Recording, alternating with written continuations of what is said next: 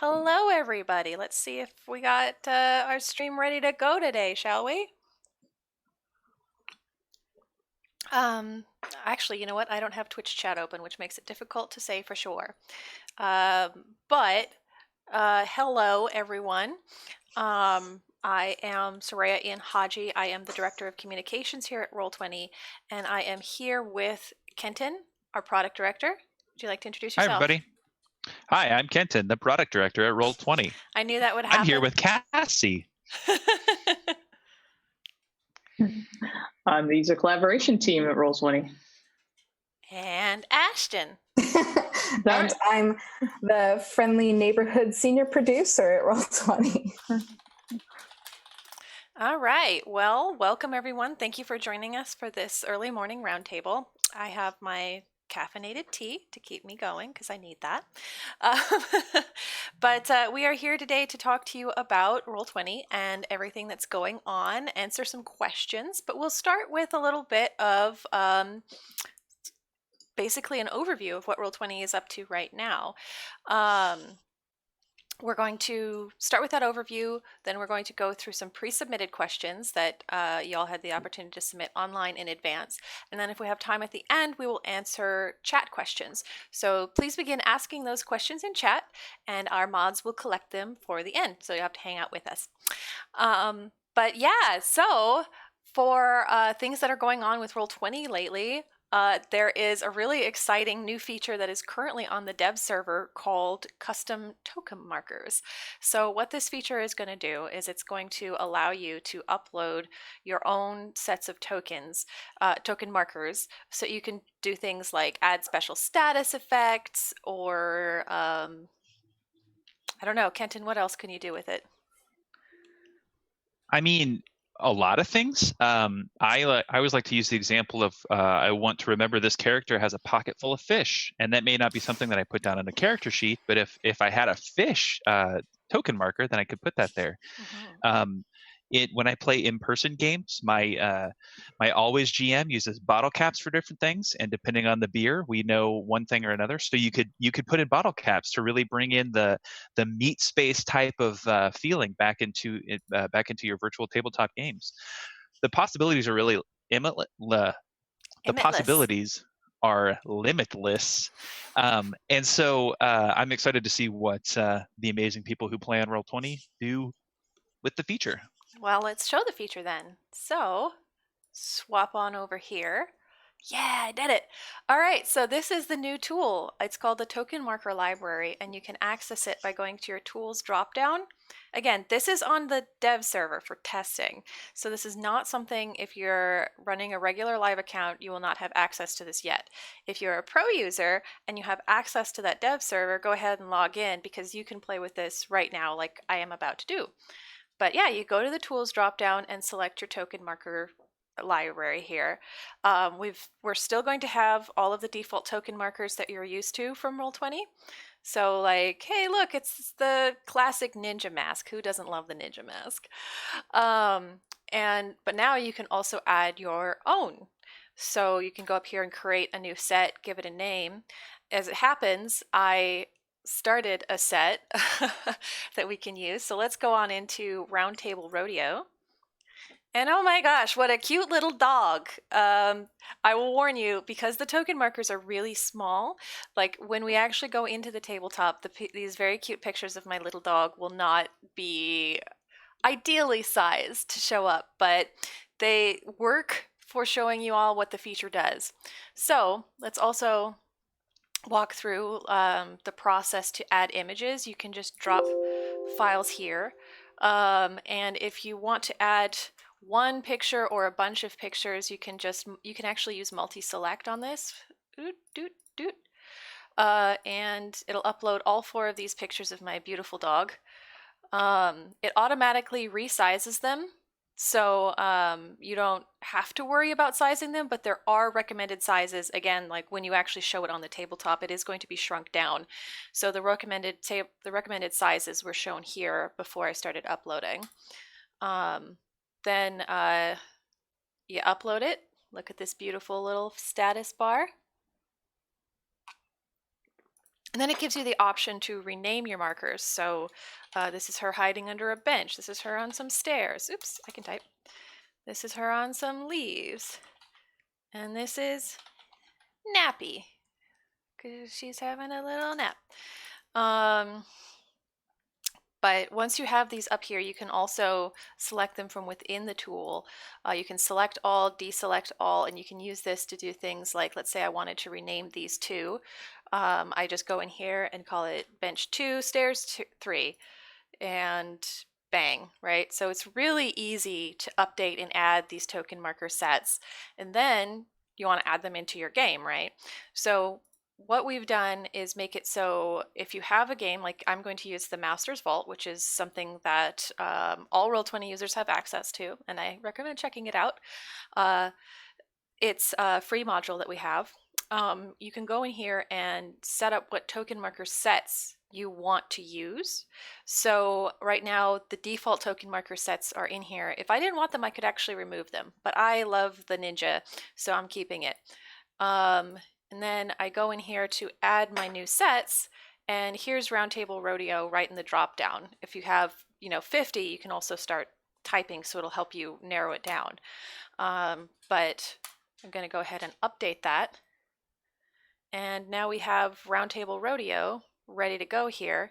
I can also change the order in which the sets appear. So I can have my Roundtable Rodeo set appear above the token markers in the tabletop just by dragging up and down. And then I go ahead and get into my game.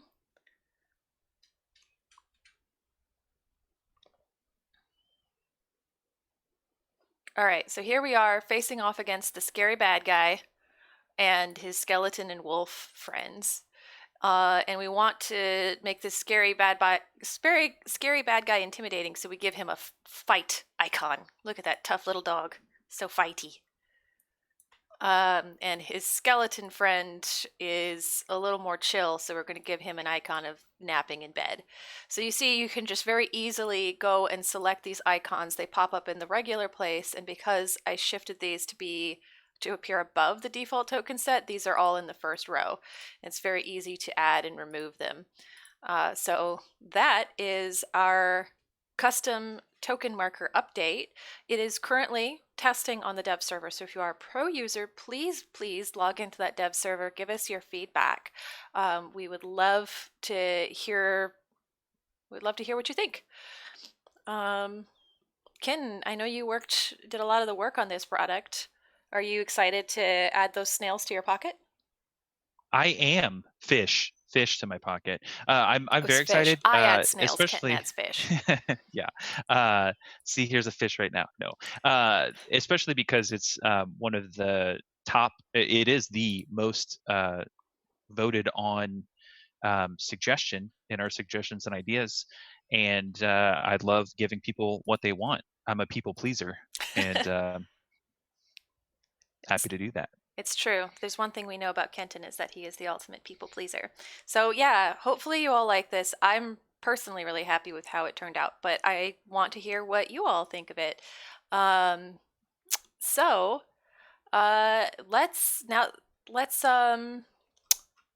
hang on. Sorry, 1 second here. Okay, yeah, we've also got a bunch of new things coming to the tabletop in general. I'm gonna swap us back here. Goodbye, beautiful icons. Goodbye, beautiful dog. I love you. So we've got a bunch of things coming out, starting with Call of Cthulhu.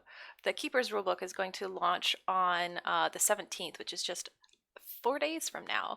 And Ashton, your team has been leading the charge on that one. I understand there is also that we set people up with a bunch of things to help them get started, like quick start rules and a module. Can you tell us a little about those? Uh-oh, Ashton is muted. Yeah, there we go. Muted. I'm just a ghost, just like in possibly The Haunting, where you explore the cause of a haunted house in 1920s Boston. You can adapt that to a modern setting if you'd like, but it has some pre-gen characters, and it's perfect for new keepers because it walks you through everything. And I really enjoyed running it myself. Awesome. And that's not all you've been up to because you've been super busy. Fate also just launched on Roll20 on the 3rd of December, so it just launched a couple of weeks ago, and well, a week and a half ago. And 3 days ago, I think we updated the character sheet, which I believe is Cassie. Is that your team? Indeed, yeah, we launched a whole new character sheet that's by Roll20 for Fate. It is a little bit minimal right now and just supports Fate's core. We have intentions to add support for Fate Accelerated a little more specifically, as well as doing a line of quality of life improvements that came from both users and internal Fate players. So we Sweet. expect to have those done by the end of the year.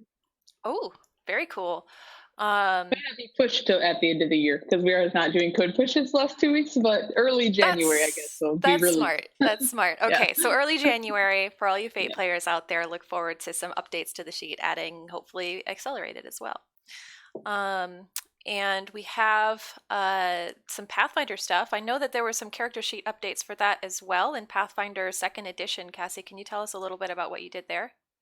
Yeah, so we had a pretty short timeline for PF2. We didn't quite get to do all we wanted for it originally on launch. And we took a lot of user feedback in the last 3 months since it's been out. Is that 3 months? Something like that. August And 1?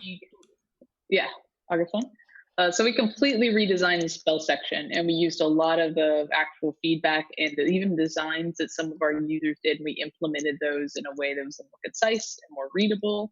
And I think everybody's really enjoyed those. We simplified a lot of the code on our end, which will make updates a lot easier. So we're excited about that. We've also been working with that. Like we've got NPC spellcasters are going to have more or expanded on support coming soon, as well as spell drag and drop for both player characters and NPCs. So it's getting very those fancy. 2 things. Yeah, and I know drag and drop is the thing people have been itching for, and we're working on it. We're actively working on that. The spell redesign helped us kind of delay us on that, but it'll all be worth it in the end of the day. So those are done. They're in QA, so they're getting done, and those also we expect to. If they don't make it out this year, they'll probably make it out early next year. So fantastic. So a lot to look forward for Pathfinder 2nd Edition players. How about on the adventure side of things? I know, Ashton, that we have Pathfinder 2nd Edition. We have Starfinder stuff coming out. We also had some Pathfinder 1st Edition news that I wanted to give you a chance to address here. Return of the Rune Lords Part 3 coming out recently. Yeah, it has been a busy launch month. So Return of the Rune Lords Part 3 came out the 10th, which was 3 days ago. I know what day it is. And it is the last part being published for now. And I think we're going to cover it in a little more detail later. Okay. All right. So and we'll hold that thought. But we also have Starfinder coming out. I think we'll also talk about that a little bit later. But I do want to let everyone know. But I am very excited about that. Yes, me too. And the D&D back catalog is still on our list, as I understand, because we always have people wondering about that at the Roundtable. Okay. Yeah. There are some events going on with Roll20 right now. There is a free map pack designed by David Hemingway. He has created a cozy little cabin for us. So if you're a Roll20 user, it doesn't matter if you're subscribed or not. If you're a Roll20 user of any description, you should go and claim that free map pack. I'm sure our mods are posting a link in chat for you right now. But it's really cute. It's a cozy little cabin with like a little sleigh out front. I love it. I tend to love David's work though, so that's not a surprise. And if you can go and donate to take this through the Roll20 Marketplace, we'll also put a link in the Twitch chat to that. We have an art pack that's made by a bunch of other amazing marketplace creators. There's some really cute stuff, including one that I have adopted as a picture of me snuggling my doggo. But if you donate to take this, I think it's anything more than $1, you will unlock that marketplace pack. So go follow that link. Donate. You can donate right through the site. It'll track it and it'll automatically unlock that map pack for you as long as you donate through the site. So yeah, raise money for a good cause. If you're not familiar with Take This, they are an organization dedicated to improving mental health support in games. And you may have seen them at conventions where they provide AFK rooms so you can go and just have a quiet space away from all of the noise and yelling and people getting excited, because as much as people getting excited is nice, it's also nice to have a place where you can just take a break. So Take This provides that, as well as numerous other initiatives that support mental health in games generally, and they're a fantastic organization. We've been pleased to partner with them for the last 2 years. We also were at PAX Unplugged recently. I think, Ashton, you did a panel. Can you tell me about that? Yeah, I was on the Queer Quest panel with that's organized by GamerX, and I had a blast. I also took advantage of the AFK room that Take This sponsors. So perfect. Going back to that, but yeah, PAX Unplugged is a great experience. That's fantastic. We also, in recent events, Roll20 was the presenting sponsor and is the presenting sponsor for an event called Lost Odyssey. That was a live stream that debuted on November 15, but if you missed the live stream, we actually have the video recording up on our YouTube channel, along with pre-show video that includes like cast interviews, information on some of the giveaways, and a little person you may have heard of named Carlos Luna, who was hosting the pre-show interview along with Satine Phoenix. And if you haven't heard of Carlos yet, please check out the Roll20 rundown, where he gives an abbreviated version of all of the things that are going on with Roll20. And he's funny. I'll give him that. He's a funny guy.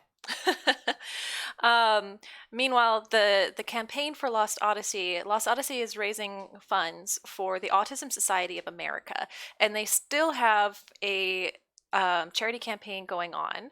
So if you visit their Tiltify, which we probably also put in chat, you can donate and receive items. There are new items up for giveaways added every week until January 15, when it all closes down. So go check it out. Keep an eye on it, especially as we're getting nearer and nearer to the end of the year. You might see an additional little Roll20 friend pop up there. So that's what's up with Roll20 lately.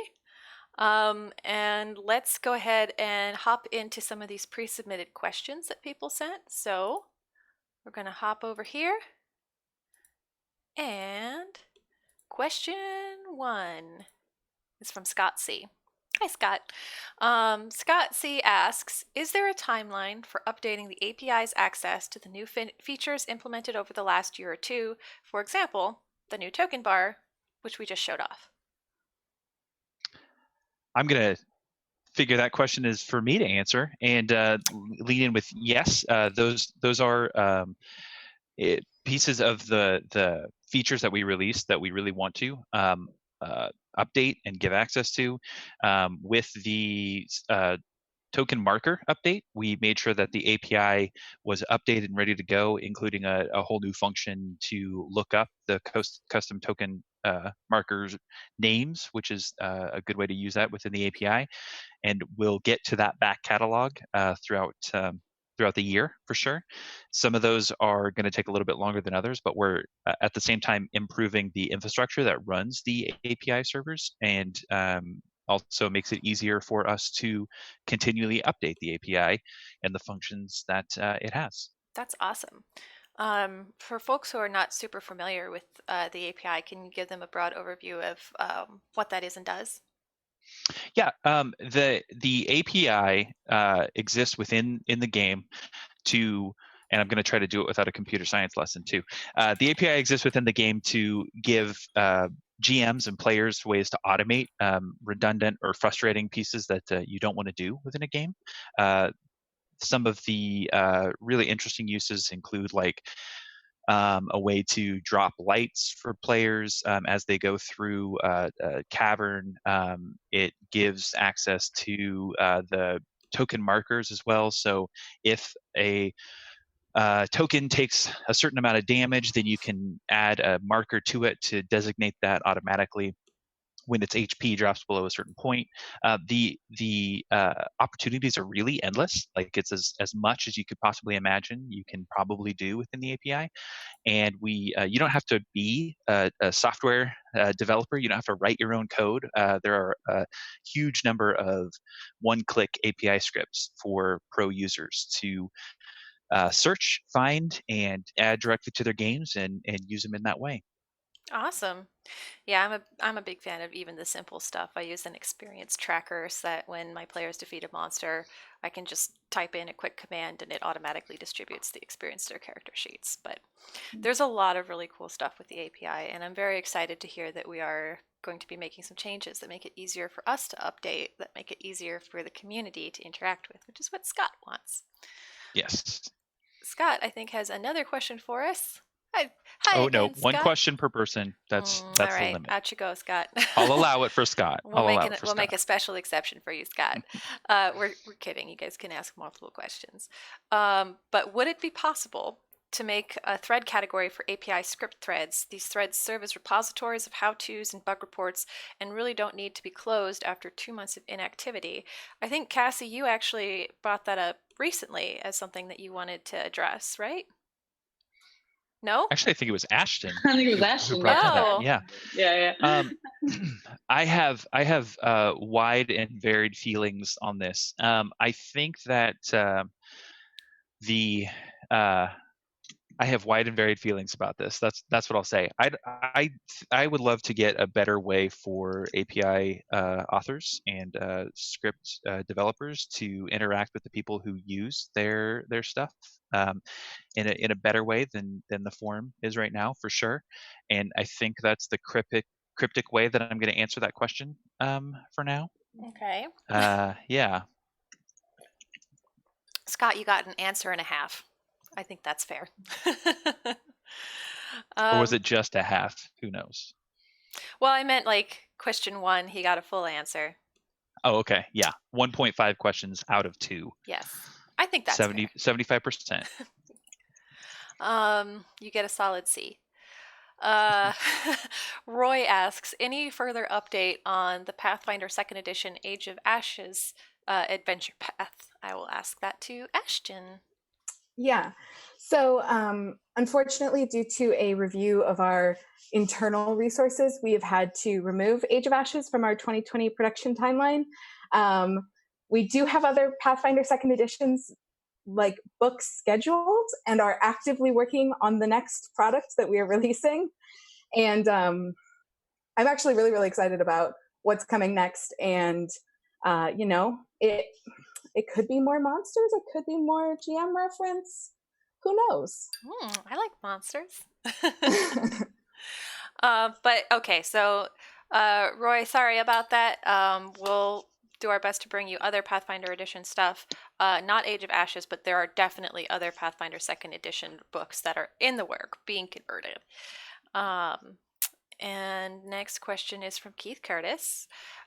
Keith asks, is there any plan to have marketplace assets sized properly upon placement, perhaps reading from the dimensions given in the title? That sounds to me like a Kenton question. Yeah, and the answer is yes.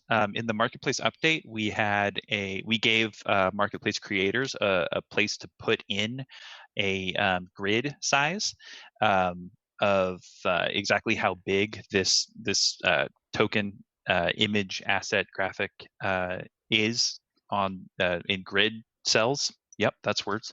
And You did words. Good we've work. we've been giving we've been giving marketplace creators time to go in and update those and get a good enough amount of people who are using that to fully utilize that feature. But yeah, that's something that is in the near future. Not something that is necessarily huge, but I know a great quality of life improvement that'll come, and I expect that in the first quarter for sure.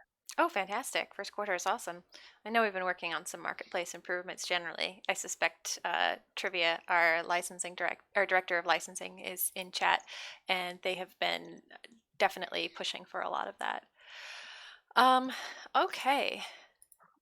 Greg asks, what is the rough roadmap for implementing new features to Roll20 in the next 3 months? Kenton, that is definitely a you question. I am so popular right now. Popular. Well, obviously, the token marker update with support for custom token markers is coming out in January 7th is our expected release date for that.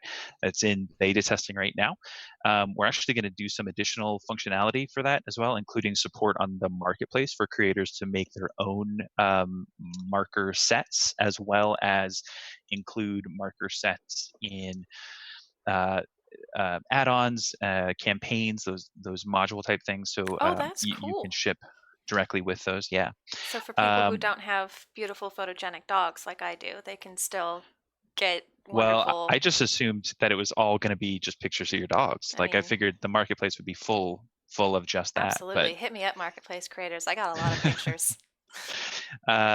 our Zoom update that we reverted about 6 weeks ago.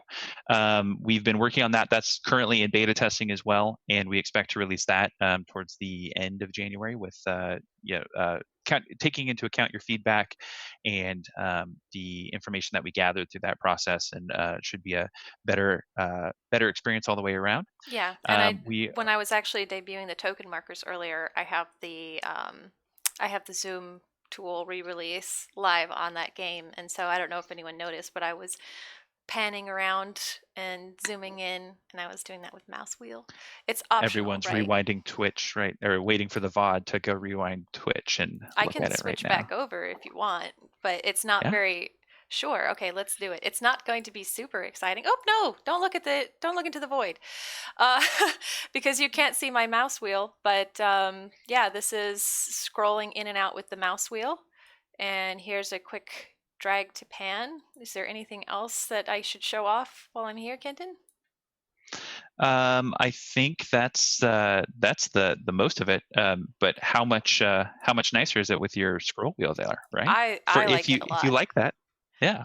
I mean, this reminds me of how it works on live, and it's much more dynamic about adjusting. And I can also show people, if I go into my game settings here, you can see that you can actually select the option for what each of these are going to do. So if you don't like the scroll wheel panning, you can switch it back to the old panning. And now I'm using my mouse wheel to scroll up and down. I think we also added some trackpad functionality, which I am using a desktop, so I can't debut, but can you tell us about it? It is not actually added. It was there. It had been there for a long time, and our data showed that it wasn't, but it is, and that was what we went back in to support. We lost it with the Zoom update, and that was we're never looking to decrease the amount of accessibility we have in our virtual tabletop, and so we worked hard to get that back in and support people who have physical attributes that makes it easier to use a trackpad than a mouse, and or just their computer hardware is a trackpad, not a mouse, and so those two options are both better supported simultaneously. Awesome. And what exactly is the form that this takes? It's like you can use two fingers to pan?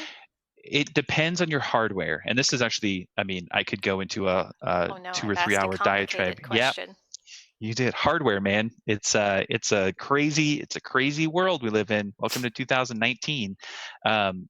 Apple trackpads work pretty exceptionally well with like a 2-finger swipe to move around on that. A lot of Chromebooks do a pretty good job of that too. Windows hardware, not as good with that all the time. We are currently working on a bug with a specific brand of mouse that I'm not going to mention, that is apparently sending different scroll information than other mice are. So yeah, that's the fun part of doing this. I tell myself every night. Trying not to cry. As I cry into my pillow. All right, close your eyes, everyone. We have to peer back into the void for 1 second. Boop. Okay, we're safe. Thank you for enduring through the void. All right. Did I interrupt you mid roadmap? We had just talked about the Zoom tool. I don't know if you had more things that you wanted to bring up. Let's see. Re-release of the Zoom tool. Yeah, we are working on the lighting and fog system conversion to WebGL still, and we expect to have we are working on testing for various parts of that. We're adding new pieces into that. Expect to be releasing that in the first quarter. We're working diligently on a mobile re-release of the mobile app, which will act much more as a virtual tabletop companion and give people access to the different pieces of the virtual tabletop that will work really well on a mobile device. And there's a ton of stuff that we haven't announced yet, or is kind of small, or we're working towards and we want to test before we say out loud. But needless to say, nobody's resting on their laurels, and I look forward to what we put out in the next few months. Yeah, me too. We've got some cool stuff, it sounds like. I've got a couple of things if I can add to that. Oh, yes, please. So I talked about we're going to do the Spell Dragon drop for Pathfinder 2. We are doing, for D&D 5e, we've got kind of a spell expander, which is a quality of life improvement. So you'll be able to read your spell's information without having to open the settings. Yeah, I saw you post that recently. Yeah. Production team is a little excited about that. I don't know if you can tell from Ashton's response. We also are going to try to do some similar quality of life improvements to the NPC sheet. So that will be coming soon. And Fate Accelerated, we already kind of mentioned we're gonna add some additional support for that. So those are the 4 I can think of off the top of my head. Sorry, Kenton. Cassie's my favorite now. I mean, same. Okay, then let's go into an Ashton question. Seems only fair. Ashton, with the Tactical Maps Adventure Atlas being a DM's Guild product that is for sale on Roll20, are there other DM's Guild products coming soon? So our 2020 schedule is full of exciting titles, but as we've covered in like past roundtables, we don't currently have any relationship with the DM's Guild. The Adventure Atlas was published as a product by Wizards of the Coast themselves, which is why we have it on our marketplace. If we do ever partner with the DM's Guild, that would be a huge announcement, and I promise that I would be shouting it from the rooftops. But I will say that if you have previously published material on the DM's Guild, you have to follow their license. But if you're interested in becoming a Roll20 marketplace creator for art assets and OGL content, you can visit our Become a Creator page and follow up on that. Awesome. Yeah, I think you're... Do you do stuff with the DM's Guild, Ashton? I do write on the DM's Guild. I thought so. I would personally be very invested in that if it was happening. Okay. Well, you can trust Ashton to get very excited and let you know if that's going to happen. All right. Resisting Fanatic asks, any more Starfinder support? My party is playing against the Aeon Throne and is nearing the end of Book 1. Any plans for Book 2? Ashton. Oh gosh, me again. Yes. Book 2 will be out in January with AP3 soon after. That's the news. So I hope that you're enjoying playing on Roll20. And I guess Against the Aeon Throne was the first product I managed on my own as in my role of senior producer. So it's near and dear to my heart, and I'm really looking forward to getting the whole story out. We're also planning for more Starfinder support in a few other ways in 2020. So basically, thanks for your patience, and look forward to 2020. Yeah, drag out the end of that book. Keep them busy just for a little longer. Or pick up a game I like to play for the Queen and push it all the time because I love that game. But, you know, if you have some extra time, pick up one of those little one-off games that we have in the marketplace. Do that. But know that in January, your dreams will be fulfilled. Tom asks, is there any reward you can give those volunteer sheet authors or translators for their dedicated hard work? They do an awful lot of work to offer a more enjoyable game while playing on Roll20, which is very true. And I feel like that's either a Kenton or a Cassie question. Yeah, Kenton and I actually talked about this a little bit. Do you want to go first, Kenton? Otherwise, I'll touch on it. Feel free. I like it when you talk. Yeah. Tom, this is a great question. It spurred some conversations. We've constantly gone back about rewards and recognition, or like what we will do for sheet authors. And we've done a few things in the past, but nothing kind of on a scale that was consistent. And so that's something we want to talk about. So we definitely, one thing we really want to do is acknowledge those people. And we definitely, like, I know their names being the head of the UC team and in charge of all the character sheet stuff, right? And we recognize Vince and Jacob and Mike and them and all the people that do that work.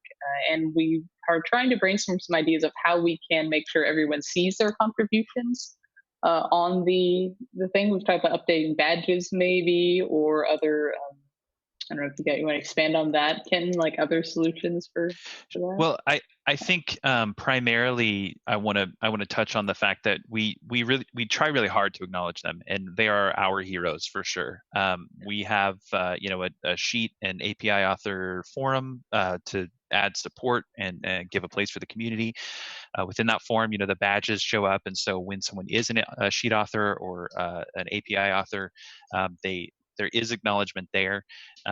We allow the sheet authors to include links to send them monetary rewards in that place. It gets very complicated in a lot of different ways is probably how I would put that. And without another 2 to 3 hour diatribe from Kenton, which maybe should be a whole channel that we have. Diatribes just a suggestion from Kenton. Not always Roll20 related. Oh yeah, no, just my own podcast. I definitely want to acknowledge the translators too. You guys are my heroes personally. I've been trying to push to help get more people who are interested in translating onto the site and doing that. And the sheet authors have more recognition in some ways than the translators do. And we definitely want to make sure that you're not being forgotten. We do see you, even if we haven't found a great way to make sure everyone else sees you as well. Yeah. I understand that some sheet authors include like links to their Patreon as well, so folks can support them directly. Yes, yeah, there are a couple different ways, or one primarily way in the sheet.json where you can put a link to your Patreon, or I think there's another like Tipsy that we have mentioned before. That gets a little bit difficult when people contribute to when multiple people contribute to a sheet, and so that's one of the issues that we run into there. The community being too good and everyone working on the same thing, who owns what. But yeah. Cool. All right. So on to a question from Mike W. Would it be possible to list all character sheets that have been updated in the weekly release notes, not just the Roll20 ones, but all of them? Cassie, I think no. I'm going to say no. It would be a lovely idea, but there's a reality of sometimes I have 30 or more pull requests, right? Much less the internal things that the UC team is doing on the official by Roll20 sheets. So just as a practical thing, the answer has to be no, because there's too much. But it is interesting because I do know other sheet authors and myself who do community sheets have talked about like, how do we make sure users know that these updates are coming out? And sometimes we use a forum post, or we use GitHub, and that's something we're continually trying to figure out the best way to bridge that gap. Some sheet authors have come up with their own solutions by posting their notes in the character sheet and stuff like that, and trying to find a consistent way to do that is, I think, something I really want to make a goal in 2020 to try to help with that.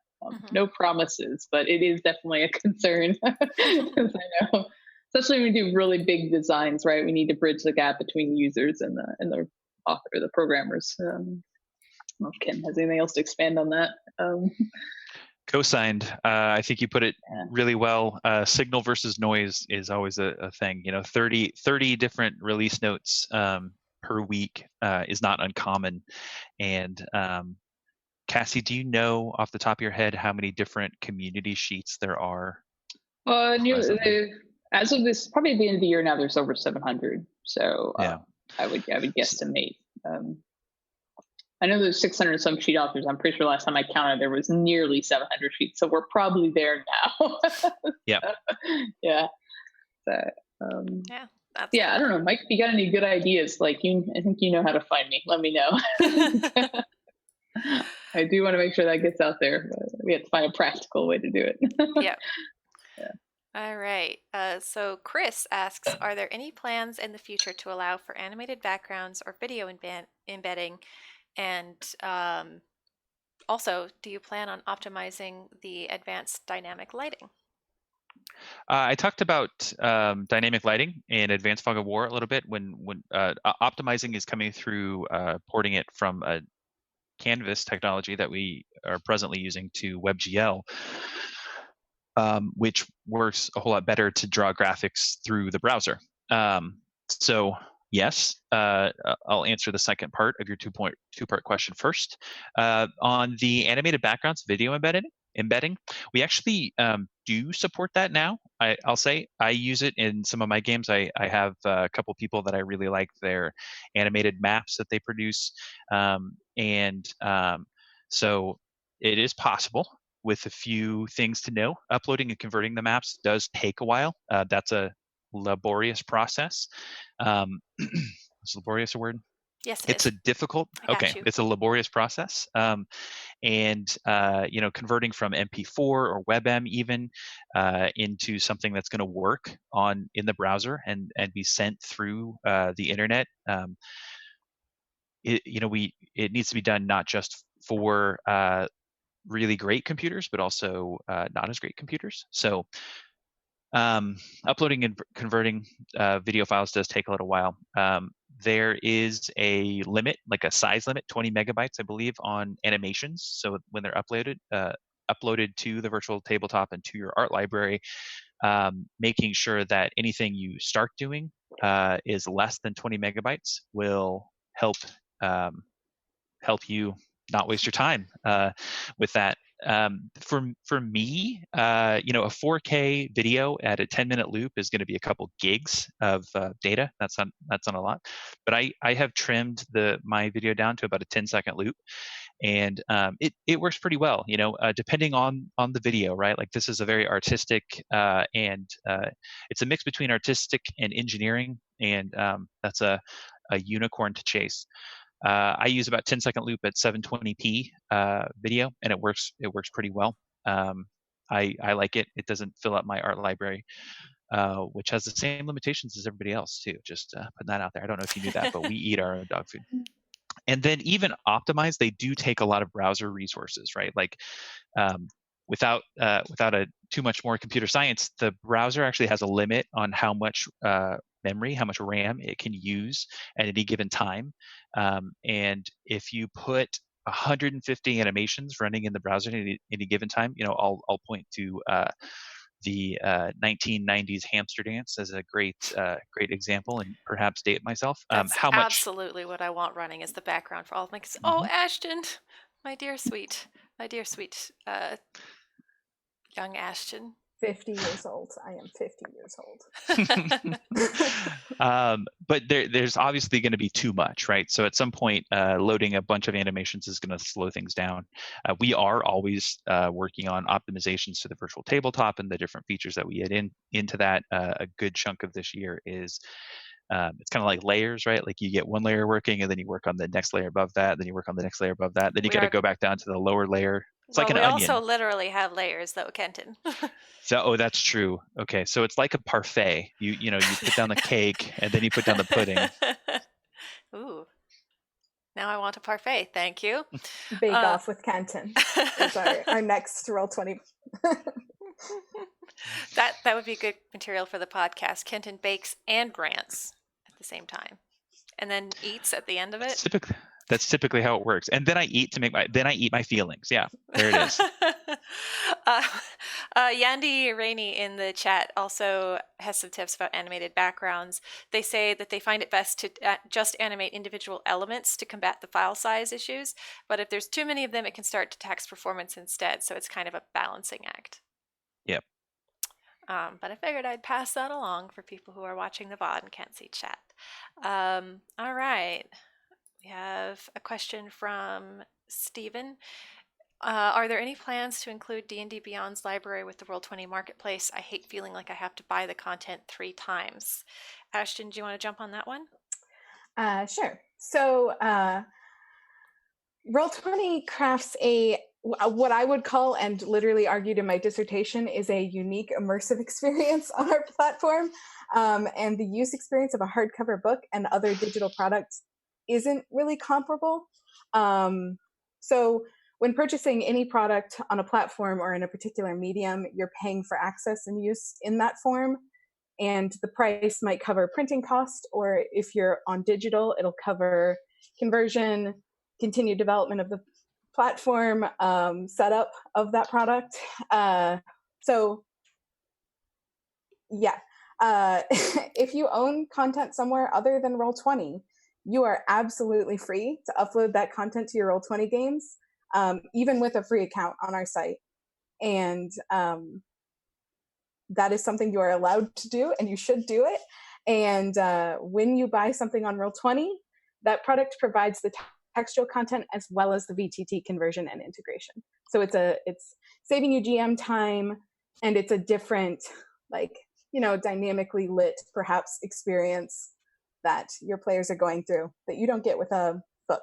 Right. So you obviously you own the content on any platform that you choose to purchase it on. But if you're specifically purchasing it on Roll20, you're getting all of the time that it takes to do the digital conversion, not just of the text itself, but also of the elements on the tabletop, whether it's integration with Character Mancer or maps with dynamic lighting that, if you have a sub, that come pre set up and stuff like that. Also support. I think in the last month or so, Ashton, you went kind of power mode on us and updated a whole bunch of the adventure modules for, was it just D&D or was it across the board? Across the board. We've done over 50 patches this year. I don't know exactly how many, but it is, I would hazard a guess that it's over 100, probably. So, yeah, right. And that's just on production content. Exactly. So you're getting that continued support, and sometimes Ashton will go beast mode and patch a whole bunch of things. But yeah, we're constantly reviewing and updating that content, and that's what you're getting if you buy it on Roll20. So, last pre-submitted question is from Travis. Will you be adding the Elemental Evil Player's Companion to the Roll20 marketplace? Okay, that's me too. So currently we include that information as handouts when purchasing the Princes of the Apocalypse module, which is what came with Elemental Evil, right? That's the Elemental Evil storyline. As we've covered in, I think, past roundtables, we're adding character options as a fairly time-intensive development ask. So while we would like to add in character options for our back catalog, there needs to be updates to internal tools before we do so. But I appreciate your desire. I appreciate and understand your desire to play a Genasi in our Character Mancer. And we are aware of it and working forward. Okay. Then I'm going to hop us over to chat questions. Sorry, don't look into the void. Yandi Rainey asks, adding on to the API question, I'd like to know if there's a timeline regarding animations working with the API. Do you have any insights on that one? I kind of answered this already with the features that we released in the past year that didn't have API support, but I'll do it again. So if Keith Curtis wants to ask his question again, I'll answer that twice too. The API is something that we're circling back around to on those features where we had to reduce scope in order to get the feature out. We expect to be doing that over the next year as we improve infrastructure on the API and how we update it and how everyone else uses it. And yes, we do for marketplace images that have the grid cells included. We do want to have those place appropriately. Awesome. I'm seeing some people who, despite my warnings, have looked into the void, and you should just know that when you look into the void looks back. All right. Scraticus asks a question. I know that, Cassie, you answered it in text, but I also want to make sure we get it on video for folks, again, watching the VOD. So Scraticus asks, one thing I have found working with the blind community is that Roll20 is not very screen reader friendly. Is this something that will be a consideration in the future? Yeah, I'll let Kenton talk later about the development, but I'll start with UC since I can control the character sheets. I've been privileged enough that Roll20 has sent me as generously to developer conferences, and every time I go and sit in on all the accessibility ones. They're my passion. We did hire for Pathfinder 2, or we used an accessibility contractor who did audits for us, and we used Pathfinder 2 as kind of our flagship for audio navigation. And we did pretty good. We missed some spots, and one of our users, Nick, was really helpful to give us feedback on that.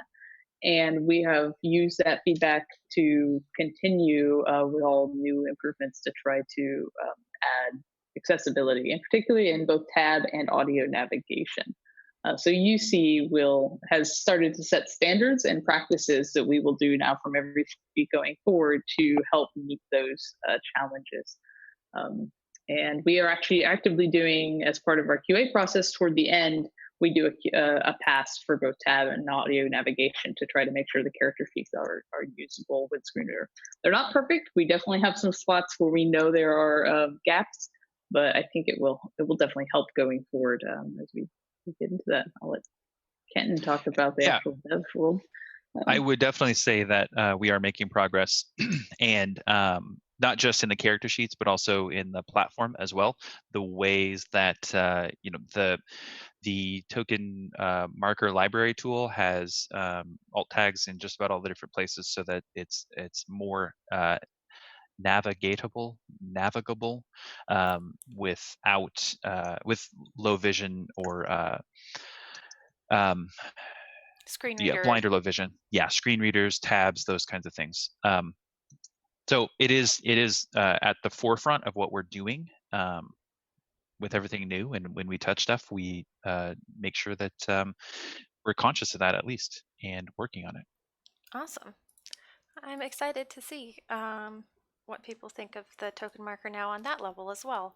Hopefully there are folks with screen readers who give it a try and can I hope they have a great experience. If they don't have a great experience, do let us know, because we really want to make that better for you. I actually, one point on that too.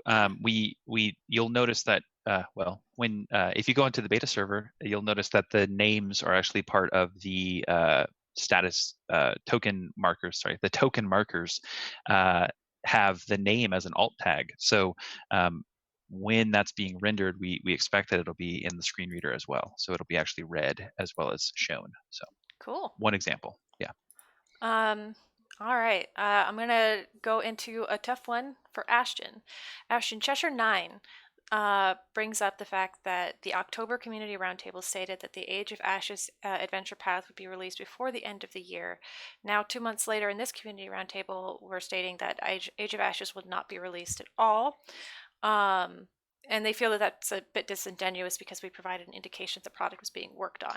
How, as a community, can we rely on what we hear as being in progress? And I'm going to make this just a slight bit more tough than you because we did not circle back to Pathfinder Original and the Return of the Rune Lord stuff, which ties into this as well, as I understand. Oh yeah. So removing Age of Ashes was a difficult decision to make, and we share your disappointment in that decision, as we are really excited about the adventure content coming out for Pathfinder, particularly 2nd edition Pathfinder. We needed to reorganize our available resources moving forward into 2020, and we believe it is better for the community that we move forward with more timely releases and avoid leaving folks hanging mid-adventure path. So you're not on level 5 and the next thing hasn't come out, right? And let's see. So for Return of the Rune Lords is affected by that also shift of resources away from, we want to be clear about the fact that we are not currently developing more of it, because we want people to know where that kind of stoppage point of Roll20 support is, right? But if you love the current products that are on Roll20 for Pathfinder 1, go ahead and we have all of War for the Crown available. We have Rise of the Rune Lords available, and supporting those products really helps us know that that is something that you want to see on Roll20 in the future. Okay, thank you for that, Ashton. Yeah, we know it's hard. It was a difficult discussion that we had internally, but we hope that we can deliver for you on, like Ashton said, we'll have more timely releases in 2020.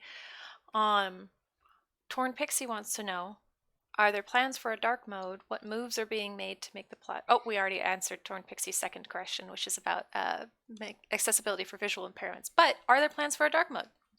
Yeah, dark mode is highly voted on the suggestions and ideas. It's something that we're aware of for sure, and that we want to do.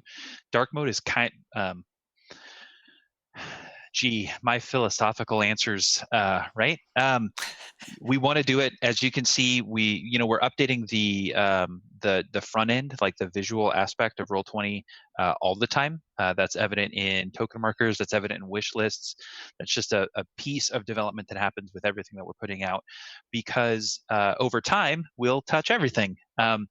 When we get to the point where we have that update, then dark mode is something that we can actually do. We've tested a few different, I'll call them shortcuts now because it makes it sound in hindsight like we made a real big mistake, but it seemed perfectly reasonable at the time when we tested them, and they kind of worked, they kind of didn't. There are some, yes, we want to do dark mode. We're getting around to it. But it requires a lot of baseline work, like architectural work, and that's really what's that's keeping that from being a reality. Keith Curtis asks, oh, no, sorry, I skipped one. Bowie Lock asked, will it ever become easier for a non-HTML programmer to make their own character sheets or adjustments to existing ones? I would say as of this time, no. I think this is still going to be in the realm of you're going to have to learn some programming skills to do a character sheet for the repo. If you want to make your own personal character sheet, you'll probably still have to dabble in some HTML and CSS, so you don't need to speed up to our standards. So it's been a topic of conversation of how we might accomplish that. But at this time, we do not have it like on our roadmap, and we don't have a concrete solution. So I will say at Gen Con this year, one of our developers, Jeff Lamb, gave a presentation on how to make a character sheet, and we actually have the VOD of that presentation up on our YouTube. It's not like it'll run you through the basics. It's not going to make things easier for you necessarily as a non-coder, but it'll kind of demystify the process and show you like, okay, so this is what I need to understand, and you can basically. And we've talked a little bit about doing templates or something, because if the question I assume is probably, is there a way for if I'm bringing in a game that doesn't have a supported sheet, is there a way for me to play it easier? And we have kind of talked about trying to do some like bigger overarching, they're a little generic, but templates that would make that a little bit easier, right? So you can still play and get a character sheet feel even if it's not custom to your game. But as said, it's not currently on our roadmap, but it is a concern. We think about it. We think about it. We talk about it. We'll let you know. Yep. Okay. Keith Curtis asks, what is the status on the mobile app, not table on tablet? It seems that it mostly displays HTML and passes text. What is the main hurdle? I know we touched on it before, but Kenton, if you could just revisit that a little. We are working on the mobile app and on a relaunch of the mobile app. Expect that in the Q1 of 2020. One of the first updates of the new decade. It is geared more towards the idea of a VTT or a virtual tabletop companion, as opposed to necessarily taking the place of a virtual tabletop altogether. And that's what I got to say about that. Okay. Then Aetherpunk Cephalopod, great name, wants to know if we have plans to release non-Adventure Path Pathfinder 1E content, such as additional bestiaries. So in 2020, as we've said, we're focused on timely support of Pathfinder 2nd Edition products in particular.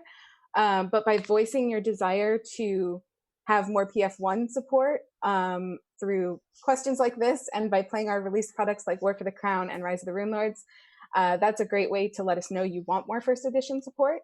And I am open to it. It isn't currently on the calendar. Yeah. Another thing is we do the OR report once every 3 months, which talks about how often character sheets are being used. So, and we look at that. And so if a lot of people are playing Pathfinder original edition games, we see that. We see that too. So even if you're not necessarily playing War for the Crown, but you're playing your own thing, or you brought over an adventure path that you want to play because you did the conversion, we will see that, and that will add to our knowledge of like, okay, there are this many people playing and what we can do for that. So Yandi Rainey asks, in regard to token actions, is there any plans to add features to it that make it more congruent with the current macro bars? For example, you can color macros in the macro bar, but you can't color token actions. We don't have that on the roadmap, but and I don't.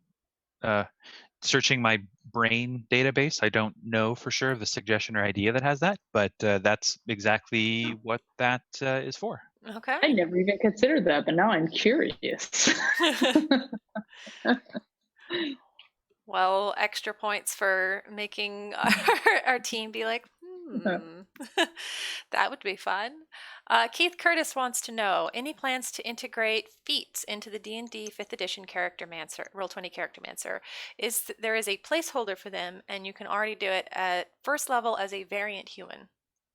Yeah, and so we learned a lot from making the D&D Charactermancer, which was the first Mancer we made. And it's worth noting the first Mancer and the second Mancer are actually two different pieces of software, the level up Charactermancer. So they're not really one for one as well. But we do have a contractor now who's working on the D&D 5e sheet. He has gotten really up to speed on the Charactermancer with some of the recent bug fixes and updates we've needed to do for it. So we're excited for that. I had hoped to start talking about feat implementation into this year. Unfortunately, it didn't happen due to scheduling, but I think in 2020, it will be one of those topics we go back around to. I can't make any promises. We don't have it on the roadmap right now, but it's something, again, we're kind of talking about. So I feel like there's a lot of little pieces that are missing from the D&D 5e Charactermancer that we need to keep implementing, but the feats is like kind of the one really big piece that we need to still implement. So I think Cassie, do you want to talk about like the specific difficulty that feats actually challenges? cause? Yeah. Yeah. So one of the biggest challenges that we have with any character sheet, but feats and it really does it, is where do we draw the line between what we add to your character sheet is informational only and what we add to your character sheet is something with data. So like this feat gives me a boost to my intelligence, and so we apply that automatically for you. For other sheets, it's kind of like we can only really apply, the text information because it's more situational of how you get it, right? So that's one of those programming challenges. We have to draw that line. And once we draw that line, we need to clearly communicate that to you, the users, right? So you know what's being applied and what's not. And then on top of that, once we made that line, then we've got to get Ashton's team on board to help us enter all the data that we'll need. So it's a big project to do, just to get it done. But I would say hold with us. We've got a lot of updates, and we're trying to, the D&D 5e sheet is 5 years old. It needs some love. It needs some some efficiency updates, some quality of life improvements, and we're going to hit the ground running with those in 2020 to make these other things possible. So 2020 is going to be a fun year. All right. Our last question is from Ezekiru. Any plans for a section for alchemist items and features for Pathfinder 2nd edition? There is a section in the Fumbus pre-gen, I love Fumbus, that will work as a template. The I love Fumbus was me, by the way. I don't know how Ezekiru feels about Fumbus. Yeah, not at this time, but I'm assuming you're the one who has to post it on the forums, and I saw that and I went, aha, yes, that is a good idea. So it is something we're going to start talking about. The last 2 weeks of the year, we're not going to push really any updates to the character sheet because of holidays, but my contractors are going to start working on some quality of life improvements and looking at stuff like that and like what else we need to add, which will be important then if we go forward in a Charactermancer, right? We need to be able to handle these sort of things. So that is not on my list for this year, but it is something I will take a hard look at for sort of next year and see what our bandwidth is, if we can, and how complicated adding that support might be. So, yeah, thank you for that suggestion. Yeah, cool. And luckily, Ezekiel also feels that Fumbus is amazing. And that's the other thing. Yeah, go to that forum post if you can find it. If you're smart with the character forms, and upvote it if you have the users want it, because I do give priority to like more people plus wanting an idea. Right, if multiple people want it, we take that into consideration. So yeah, it's how we know what to. It's how we can get an idea of what people want. We also keep tabs on social media requests. We keep tabs on support tickets that we receive. All of these things kind of come together to help us. I'm sorry, my dog just made noise in the background. But it's how we try to get everything, how we try to figure out like what to work on next. And it's an important part of it. So upvote those suggestion forums. That's a direct way to do it. All right, so we are a little bit past our time, but we had few enough questions that I figured, we'll go over a little bit. So thank you all for coming to this community roundtable. It's been fun talking to you all. I hope you got some answers to the questions that you wanted to ask. We will continue to do more of these, as we always do. So come back if you missed us this time. If you're watching the VOD, come back next time. And thank you everyone who was able to make it today. We appreciate you very much. Bye bye.